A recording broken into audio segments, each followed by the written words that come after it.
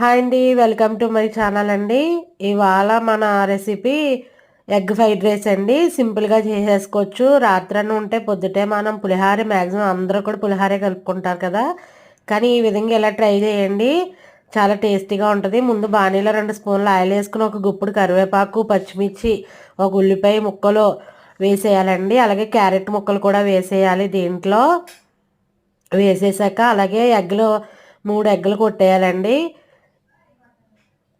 సింపుల్గా అయిపోతుందండి ఇది. ఇదిగోండి, ఇలా 3 ఎగ్గలు కొట్టేసిన తర్వాత స్లోగా అది కుక్ అవుతుందండి. ఇది కుక్ అయ్యేటప్పుడు సరిపడినంత రైస్కి కూడా సరిపడినంత సాల్ట్ ఇప్పుడే వేసేయాలండి.